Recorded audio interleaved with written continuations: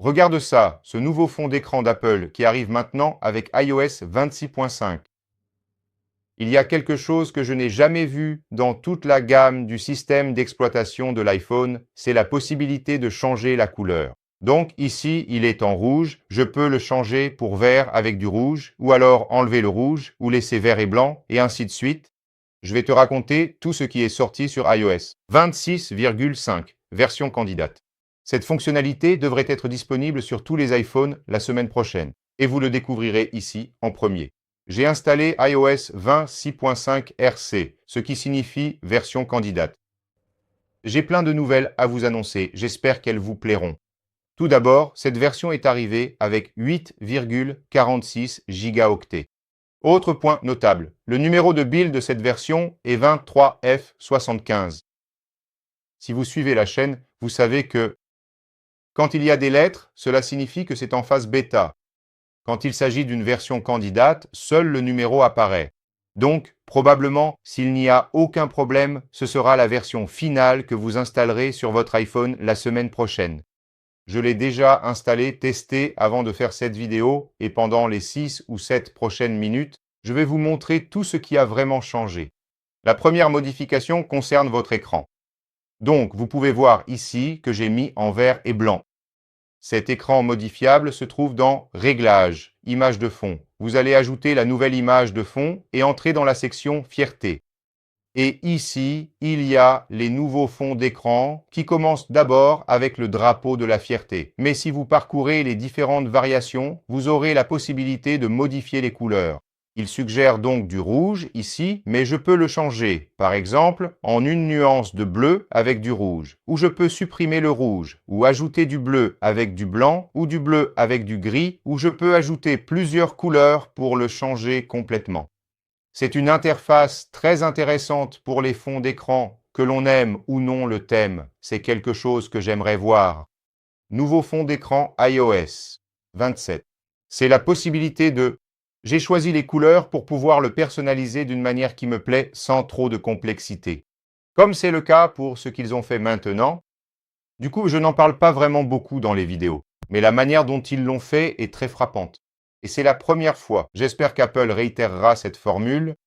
Rappelons qu'en plus du fond, vous pouvez aussi personnaliser les couleurs de votre montre.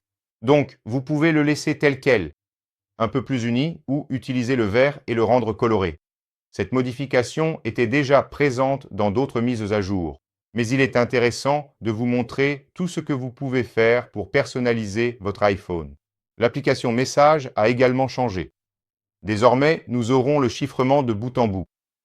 Ainsi, lorsque vous enverrez un message à un Android en utilisant le RCS et que l'opérateur autorisera les messages échangés, ils seront chiffrés.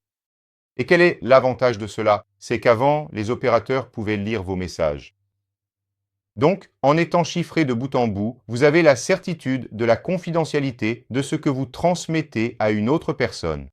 Auparavant, seuls les messages envoyés d'iPhone à iPhone étaient chiffrés.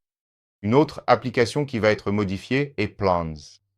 D'abord, aux États-Unis, où vous recevrez des recommandations de lieux basées sur ce qui est tendance dans votre région, sur votre historique et sur vos recherches fréquentes. Si vous avez cherché un café, il vous suggérera des cafés à proximité. Si vous avez regardé pour de la pizza, il vous proposera des pizzerias proches. C'est un peu comme une application de restaurant intégrée à Plans. Pour l'instant, c'est en test uniquement aux États-Unis. Et un problème avec ces cartes, c'est qu'Apple va aussi y intégrer des publicités dans vos recherches sur Plans. Elle va monétiser, mais, comme je vous l'ai dit, pour l'instant, c'est uniquement limité aux États-Unis d'Amérique. Il y a d'autres petits changements, comme la possibilité de connecter votre Magic Keyboard ou Magic Trackpad via USB-C. Il va déjà s'appairer automatiquement avec votre iPhone. J'ai fait un test avec mon clavier que j'utilise de Logitech et il n'a pas fait l'appairage. Donc je pense que ce sera uniquement avec un appareil Apple. Deuxième modification. Pour ceux qui sont dans l'Union européenne, l'iPhone a désormais une prise en charge élargie pour les accessoires tiers. Vous aurez donc un appairage par proximité. Transfert de notifications, activités en direct, tout ce qui était auparavant exclusif à l'Apple Watch et aux AirPods peut désormais être fait avec des écouteurs et montres d'autres marques. Cette modification reste toutefois limitée aux membres de l'Union européenne. Troisièmement, et voici ce que j'ai promis au début de la vidéo, Siri restera la même. Cette Siri 2.0 qu'Apple a promise depuis la WWDC sera réservée à iOS 27 en septembre. Et là, vous pouvez me demander, est-ce que ça vaut la peine d'installer iOS 20 6.5 quand il sortira? Si vous participez au programme public, vous pouvez passer à la RC, qui est la version candidate, sans crainte. Elle est stable, la batterie tient bien, aucun problème notable lors de mon test d'1 heure. Mais si vous attendez de grands changements, ce ne sera pas pour cette fois. iOS 26.5 est le dernier ajustement avant iOS 27. Et iOS 27 sera annoncé à la WWDC le 8 juin avec la bêta publique, probablement juste après l'événement, avec un lancement pour tout le monde en septembre. C'est là que Apple va introduire la nouvelle Siri. C'est là qu'on aura de vrais changements. Et si vous êtes arrivé jusqu'ici, je vais laisser un mot secret pour savoir que vous faites partie de ceux qui nous regardent jusqu'à la fin. Et je vais vous reconnaître à chaque fois que vous commenterez. Le mot secret est stabilité. Écrivez stabilité ici dans les commentaires. Comme ça, je saurai que vous avez regardé toute la vidéo. J'espère que le contenu vous a plu et on se retrouve dans la prochaine vidéo.